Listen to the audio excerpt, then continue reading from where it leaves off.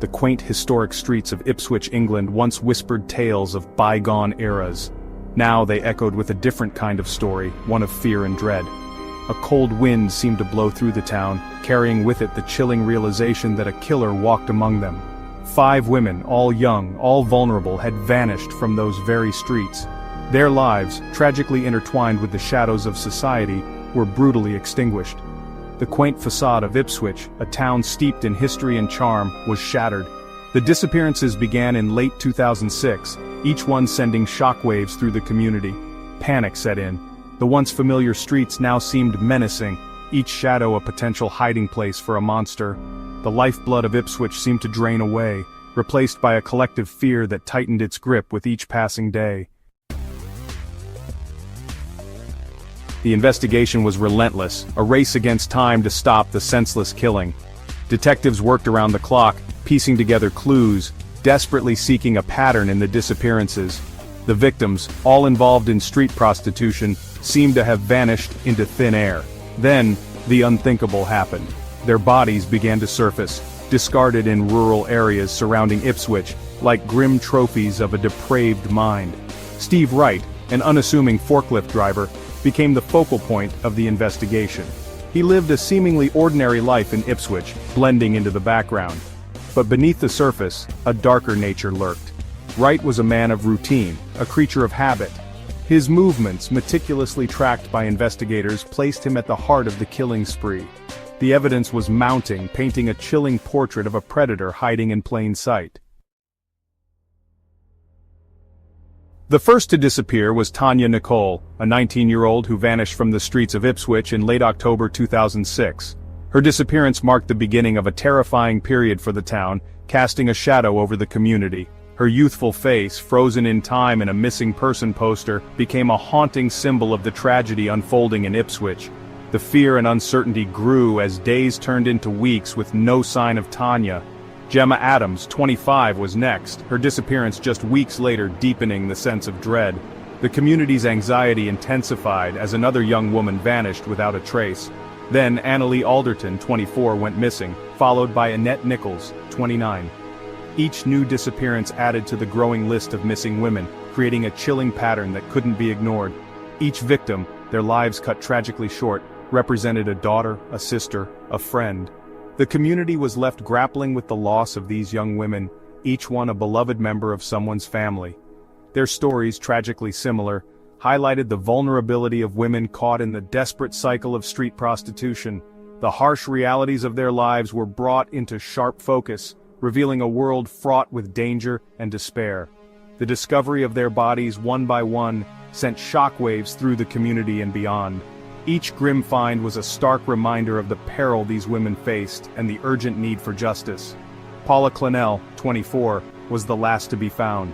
Her discovery marked the end of a horrifying chapter, but also underscored the devastating impact on the community. With each grim discovery, the horrific reality of the situation sunk deeper into the heart of Ipswich. The town was engulfed in a collective grief, struggling to come to terms with the magnitude of the tragedy. The town held its breath, united in grief and fear, waiting for justice to be served. The community's resilience was tested, but their determination to seek justice for the victims remained unwavering. Forensic evidence became crucial in building the case against Steve Wright. Fibers from his car, his clothing, even his home, were found on the victims. CCTV footage placed his car in the vicinity of their last known locations. The net was closing in, the evidence forming a damning web around the unassuming forklift driver. His carefully constructed facade of normalcy began to crumble under the weight of the mounting evidence. Witnesses came forward, recalling seeing Wright's car in the red light district, his presence now a chilling memory. His knowledge of the victims' disappearance before they were public knowledge raised red flags. The investigation, meticulous and relentless, was finally yielding results. The pieces of the puzzle were falling into place, revealing a horrifying picture of Wright's calculated and brutal crimes. During the trial, the prosecution presented a compelling case, highlighting Wright's methodical approach to each murder. They meticulously detailed how he planned each step, leaving little to chance. He would lure the women into his car, promising them business, often using charm and deceit to gain their trust. Then, under the cover of darkness, he would drive them to secluded areas where he would carry out his horrific acts. These locations were carefully chosen to avoid detection. His motives remained shrouded in mystery, his silence adding to the chilling enigma of the Suffolk Strangler. Wright never offered any explanation, leaving everyone to speculate about his true intentions. Prosecutors argued that Wright derived pleasure from the control and domination he exerted over his victims. They painted a picture of a man who found a twisted sense of satisfaction in their suffering.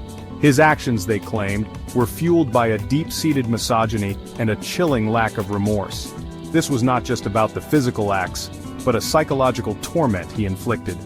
The defense attempted to portray Wright as a man struggling with inner demons, suggesting that his actions were the result of a troubled mind. But the evidence against him was overwhelming. Forensic details, witness testimonies, and his own patterns of behavior painted a damning picture. The jury listened intently, absorbing the gruesome details of the case, each revelation more shocking than the last. Their faces etched with a mixture of horror and disbelief, they grappled with the reality of Wright's actions. The courtroom became a stage for a chilling exploration of the dark side of human nature, revealing the depths of depravity one man could reach. Vulnerable souls, the plight of the silenced. This chapter delves into the harrowing realities faced by women who are often overlooked and marginalized by society. The case shone a harsh light on the dangers faced by women involved in street prostitution.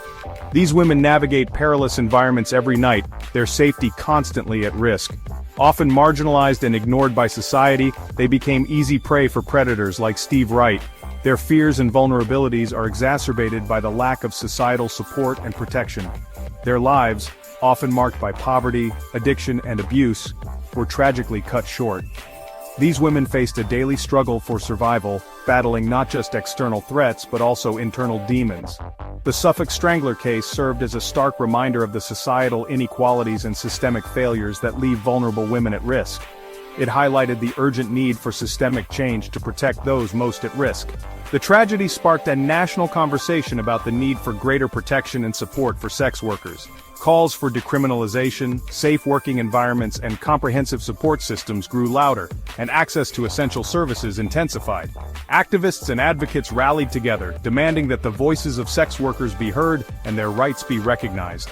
The victims' families bravely shared their stories, their voices trembling with grief and anger, demanding justice for their loved ones. Their testimonies were a powerful reminder of the human cost of societal neglect. Their courage in the face of unimaginable loss resonated deeply, prompting calls for change and a more compassionate approach to addressing the complex issue of sex work.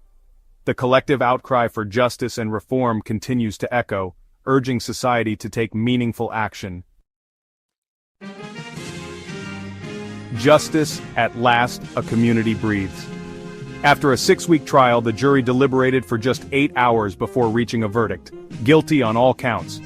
A collective gasp filled the courtroom as the verdict was read, followed by an outpouring of emotion, relief, anger, sadness.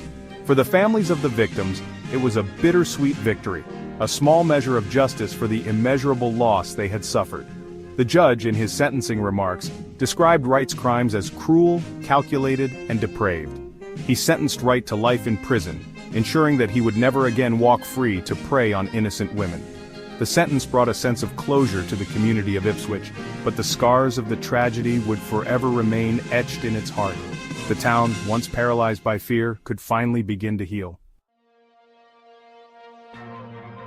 Scars on the soul, the enduring impact.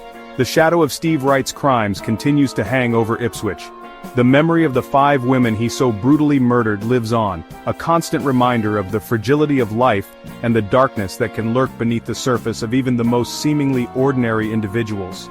The case had a profound impact on the families of the victims, their lives forever altered by the senseless loss they endured. The community of Ipswich, once known for its charm and tranquility, now carries the weight of this tragedy. The case served as a stark reminder that evil can touch even the most peaceful corners of the world. The Suffolk Strangler case left an indelible mark on the town, a chilling reminder of the darkness that can reside in the human heart. Lessons unlearned, a continuing struggle. The Suffolk Strangler case sparked a nationwide debate about the safety and well-being of sex workers. While some progress has been made in terms of raising awareness and providing support services, the underlying issues of poverty, addiction, and societal stigma persist. Vulnerable women continue to be at risk, their lives often marginalized and their voices silenced. The fight for justice and equality continues. Organizations dedicated to protecting the rights and safety of sex workers continue to advocate for change, pushing for decriminalization, access to healthcare, and an end to the stigma that surrounds sex work. The lessons learned from the Suffolk Strangler case must not be forgotten. It is a stark reminder that society has a responsibility to protect its most vulnerable members and to create a world where such tragedies are never repeated.